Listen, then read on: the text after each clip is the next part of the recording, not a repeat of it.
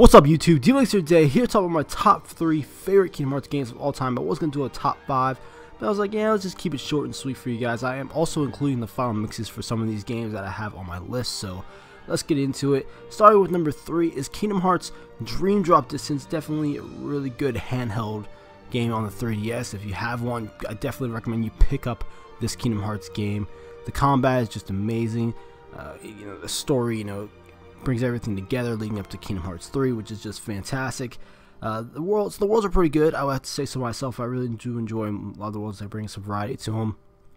Only problems I have with Dream Distance really are, you can't team up with any of the Disney characters in the game. I mean, Dreamers are an interesting replacement, but overall, I kind of wish I could just team up with Neku or maybe Quasimodo or something like that along the way. I really do enjoy the boss fights. It's really nice, I'm glad that it's getting an HD remaster for Kingdom Hearts 2.8, which is really fantastic. But yeah, it really was a game I really enjoyed. I think it's definitely one of the best games on 3DS. So if you haven't picked up Dream Drop Distance, I definitely recommend check it out. It's definitely got some cool plot twists here and there that really blow your mind, but it gets you really hyped up for Kingdom Hearts 3 in the end. At number 2 is Kingdom Hearts Birth by Sleep. That's one of my, Birth by Sleep, I was so hyped for that game when it came out on PSP. Being able to play as 3 different keylay wielders, that's just fantastic. Terra's my favorite out of the trio, even though I can understand why some people would hate this, wouldn't really like this character as much, since he kind of is the cause. He's partially the cause of everything that goes down in the Kingdom Hearts series, so I can definitely understand why people really don't like Terra as a character, but he's just something about him. He just makes me my favorite, because he's got that tough brute force in him. Every single one of the characters in Birth by Sleep, they go through some tragedy. Like, there's no happy ending in Kingdom Hearts Birth by Sleep, which is what I really enjoy. In the final mixed version, you get to fight a secret boss, which is basically young Xehanort, but we didn't know that at the time, which is really cool. The story itself of Birth by Sleep, seeing an old Master Xehanort, Ericus, the characters around them, great. All these new worlds we get to explore, including Snow White, Cinderella, the deep space world. The Mirage Arena is great as well. A lot of things in this game that really stood out to me in Birth by Sleep, and really puts it up top with the Kingdom Hearts series. Connects a lot of things together when it comes to Kingdom Hearts 2, Kingdom Hearts 1, stuff like that. So I really did enjoy Birth by Sleep, and I definitely do think it's one of the best games for the PSP.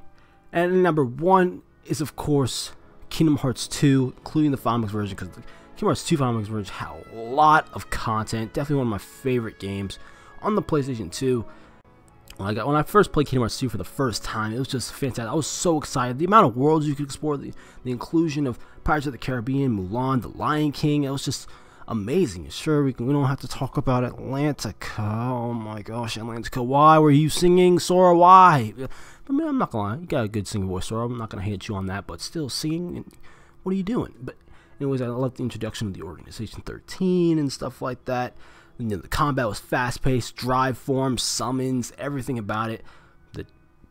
The way you could do limits in the game was fantastic. I mean, of course, there were a lot of plot holes in there, with the introduction of Roxas and stuff like that. And the possibility of having other Keyblade wielders. I mean, but when it comes to this final mix version, there's so many secret bosses. You can fight every single Organization 13 member. There was a lot more Keyblades, a lot more abilities to have unlocked. So I really enjoyed Kingdom Hearts 2 as a package. It really got me hyped for the future of Kingdom Hearts after I beat the game. It's definitely one of my favorite games of all time, honestly. It's definitely, for me, the best in the series, and I know Kingdom Hearts 3 is going to top it, so I'm just waiting into anticipation for Kingdom Hearts 3, knowing it's going to be the best Kingdom Hearts game out there to date. But you never know, the game could actually suck, which I don't think that's actually going to be the case, but we'll have to wait and see. But let me just in the comments down below, what is your favorite Kingdom Hearts game of all time? You can leave me your top 3, top 5, or just your favorite one out of all, 8 games that came out? I'm not sure how many Kingdom Hearts games there were. I think it was 8. I think maybe 8 Kingdom Hearts games. If you want to include Key, or if you want to separate them from the final because you can, whatever. But hopefully you guys enjoyed the video. Like, subscribe, more content on Kingdom Hearts and other games in general. I'm DMX. I'll see you in the future.